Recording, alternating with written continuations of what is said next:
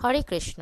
আজকে আমরা আন্তর্জাতিক কৃষ্ণ ভাবনামৃত সংঘের প্রতিষ্ঠাতা আচার্য কৃষ্ণ কৃপাশ্রয় মূর্তি শ্রীল অভয়চরণারবিন্দ ভক্তি বেদান্ত স্বামী শ্রীল প্রভুপাদের লীলা পুরুষোত্তম শ্রীকৃষ্ণ নামক বইটি থেকে কেশী দানব ও বোমাসুর বধ নামক গল্পটি পড়ব। সে কেশী দানব এক ভয়ঙ্কর অশ্বরূপ ধারণ করল। সে পায়ের খুর দিয়ে মাটি খুঁড়তে খুঁড়তে বিশাল বিপুল কেশর রাশি উড়িয়ে বৃন্দাবনে প্রবেশ করল। বিকট চিৎকারে সকলকেই সে আতঙ্কিত করে তুলতে লাগলো। শ্রীকৃষ্ণ দেখলেন কেশী দানবের হুঙ্কার আর লেজ আঁচড়ানোর ফলে আকাশে যেন এক বিরাট মেঘের সৃষ্টি হয়ে গেল, আর তাতে বৃন্দাবনের সকলেই ভীত সন্ত্রস্ত হয়ে উঠেছে। তাই শ্রীকৃষ্ণ বুঝতে পেরেছিলেন অশ্ব দানবটা তাকে যুদ্ধে আহ্বান করছে। অতএব তিনিও সেই যুদ্ধের আহ্বান গ্রহণ করলেন এবং কেশী দানবের সামনে এসে দাঁড়ালেন। তখন সিংহের মতো ভয়ঙ্কর গর্জন করতে করতে সেই কেশী দানব কৃষ্ণের দিকে মহাবেগে ধাবিত হলো এবং পাথরের মতো কঠিন ও বলশালী বেগবান পা দিয়ে সে শ্রীকৃষ্ণকে দলিত করতে চেষ্টা করল।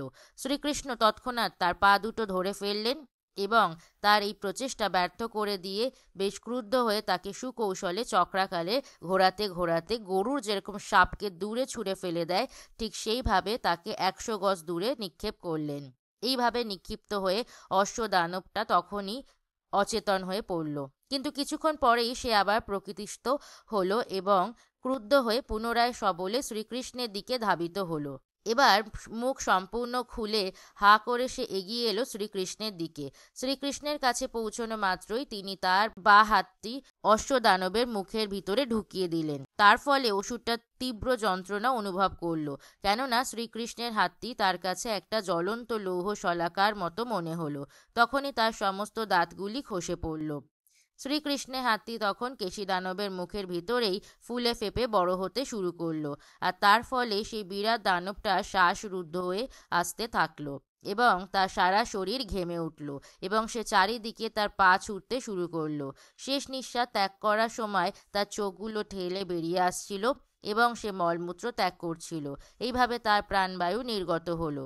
অসুরটি মরে গেলে তার মুখ শিথিল হয়ে গেল। তখন শ্রীকৃষ্ণ অনায়াসেই তার হাতটি অশ্বদানবের মুখ থেকে বের করে নিতে পারল। কেশী দানব এত সহজেই মারা যাওয়ায় শ্রীকৃষ্ণ কিন্তু মোটেই আশ্চর্য হননি, কিন্তু দেবতারা সকলে অবাক হয়ে গিয়েছিল। তাই তারা শ্রীকৃষ্ণকে উল্লাস ভরে অভিনন্দন জানিয়ে পুষ্পবর্ষণ করেছিলেন। এই ঘটনার পর ভক্তশ্রেষ্ঠ নারদ মুনি এক নির্জন স্থানে এসে শ্রীকৃষ্ণের সঙ্গে দেখা করে আলোচনা করতে থাকেন। তিনি বললেন, হে ভগবান শ্রীকৃষ্ণ, আপনি অনন্ত পরমাত্মা, সমস্ত সরৈশ্বর্যের পরম নিয়ন্তা। আপনি জগন্নাথ, আপনি সর্বব্যাপী পরম পুরুষোত্তম পরমেশ্বর। আপনি পরিদৃশ্যমান বিশ্ব চরাচরে আধার। আপনি ভক্ত এবং সকলের প্রভু।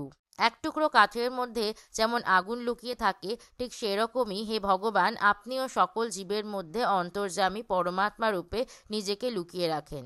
সকল জীবের সকল কার্যের সাক্ষী এবং তাদের হৃদয়ে অবস্থান্তর পরম নিয়ন্তা। হে ভগবান, আপনি স্বয়ং সম্পূর্ণ। সৃষ্টির পূর্বে আপনি বিরাজিত ছিলেন। আপনার মায়াশক্তি দ্বারা আপনি এই সমগ্র বিশ্ব চরাচর সৃষ্টি করেছেন। আপনারই নিখুঁত পরিকল্পনা অনুযায়ী প্রকৃতির গুণ বৈশিষ্ট্যের পারস্পরিক প্রতিক্রিয়ায় এই জড়জগৎ সৃষ্টি হয়েছে। আপনি সেই জড়জগতের পালনকর্তা এবং সংহারকর্তা। আপনি যদিও এই সকল কর্মকাণ্ডের দ্বারা প্রভাবিত হন না, তবুও শাশ্বত কাল ধরে আপনি কিন্তু এই সব কিছু পরম নিয়ন্তা। হে প্রভু, যারা প্রকৃতপক্ষে অসুর, সেই তথাকথিত রাজাদের নিধনের উদ্দেশ্যেই আপনি ধরাধামে আবির্ভূত হয়েছেন। এই সব দুষ্ট ভূত প্রেতগুলি রাজকীয় ক্ষমতার পোশাকে জনসাধারণকে প্রতারণা করছে। অবাঞ্ছিত দুষ্টদের দমন ও ধর্মরক্ষার উদ্দেশ্যেই আপনি এই জড়জগতে এসে থাকেন। এই প্রতিশ্রুতি রক্ষার জন্যেই আপনি ধরাধামে আবির্ভূত হয়েছেন। হে ভগবান, আমি নিশ্চিত যে একদিন বাদেই মুষ্টিক, চানুর সব অসুরেরা এবং অন্যান্য মল্লবীর আর হাতিগুলো সমেত স্বয়ং কংসকেও আপনারই হস্তে নিহত হতে দেখব। তারপরে আমি আশা করছি শঙ্খ, যবন, মূঢ় ও নরকাসুর এবং অন্যান্য দানবদেরও নিহত হতে দেখব। এটাও দেখব কেমনভাবে আপনি স্বর্গরাজ্য থেকে পারিজাত ফুল নিয়ে চলে আসতে পারেন, আর আপনি কিভাবে স্বর্গের অধিপতিকেও স্বয়ং পরাজিত করেন। নারদ মুনি বলে চললেন, তারপরে আমি দেখতে পাবো কেমনভাবে আপনি ক্ষত্রিয় শক্তি প্রকাশ করে বীর্যবান রাজন্যবর্গের কুমারীদের পানি গ্রহণ করছেন। যখন কোনো ক্ষত্রিয় যুবক কোনো সুন্দরী ও উপযুক্তা রাজকুমারীকে বিয়ে করতে চান, তখন তাকে অন্যদের সঙ্গে যুদ্ধ করে জয়ী হতে হয়, তাহলেই তার হাতে রাজকুমারীকে দান করা হয়। তিনি বললেন, আমি আরও দেখব আপনি কি উপায়ে অত্যন্ত নারকীয় ও জঘন্য অবস্থা থেকে নৃগরাজকে উদ্ধার করেন। আপনার এই লীলা হবে দ্বারকায়। আমিও দেখব কিভাবে সেখানে সামন্তক মণি উদ্ধার করে আপনি তখন স্ত্রী রত্ন লাভ করেন এবং কি উপায়ে এক ব্রাহ্মণ পুত্রের মৃত্যুর পরেও তাকে জমপুরি থেকে উদ্ধার করেন। তারপরে আমি দেখতে পাবো পৌণ্ড্রক দানবকে বধ করে আপনি কাশী রাজ্য ভস্মীভূত করেছেন। কিভাবে মহারাজ যুধিষ্ঠিরের পক্ষ অবলম্বন করে মহাযুদ্ধে দন্তবক্র এবং চেদিরাজকে আপনি বধ করেছেন, তাও আমি দেখতে পাবো। এই সব ছাড়াও আপনি দ্বারকায় থাকাকালীন আপনার আরও বহু শৌর্য বীর্যমূলক কাহিনী দেখা আমার পক্ষে সম্ভব হবে। আর সকল যুগে সকল সময় মহাকবিরা আপনার এই সমস্ত শৌর্য বীর্যময় কর্মকীর্তির গুণকীর্তন করবেন। কুরুক্ষেত্রের যুদ্ধে আপনার সখা অর্জুনের রথে সারথি রূপে আপনি অংশগ্রহণ করবেন এবং অপরাজেয় মৃত্যুরূপী মহাকাল রূপে আপনি সেখানে সমবেত। এই সব ছাড়াও আপনি দ্বারকায় থাকাকালীন আপনার আরও বহু শৌর্য বীর্যমূলক কাহিনী দেখা আমার পক্ষে সম্ভব হবে। আর সকল যুগে সকল সময় মহাকবিরা আপনার এই সমস্ত শৌর্য বীর্যময় কর্মকীর্তির গুণকীর্তন করবেন।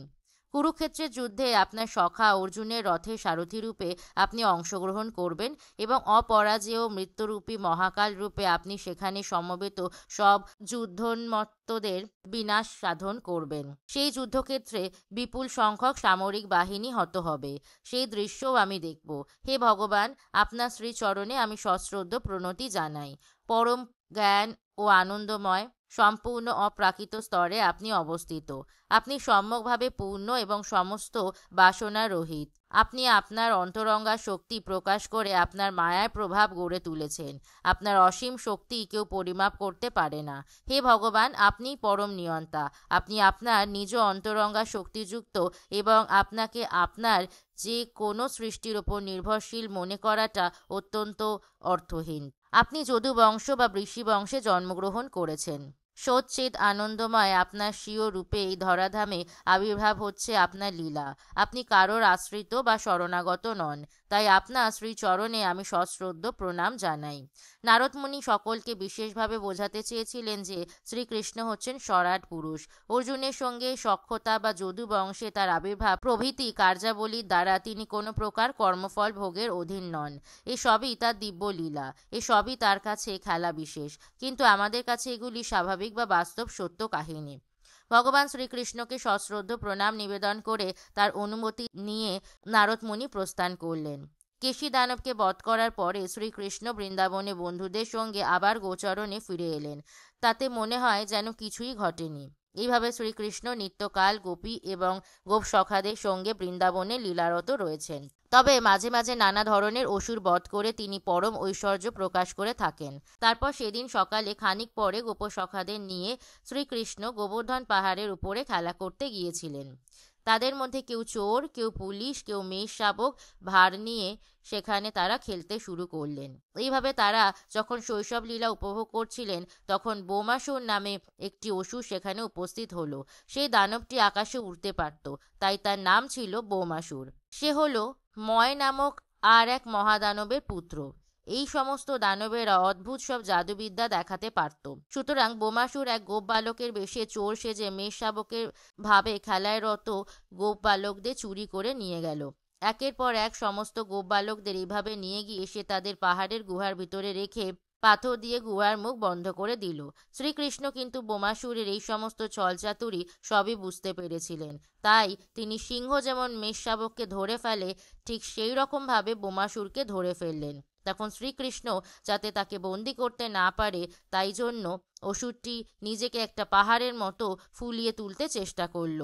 তখনই তিনি সবলে তাকে মাটিতে আছড়ে টিপে মেরে ফেললেন। ঠিক যেমন করে কসাইখানায় পশুকে বধ করা হয় এবং বোমাসুরকে বধ করার পর ভগবান শ্রীকৃষ্ণ পর্বত গহ্বর থেকে তার সমস্ত সখাদের মুক্ত করলেন।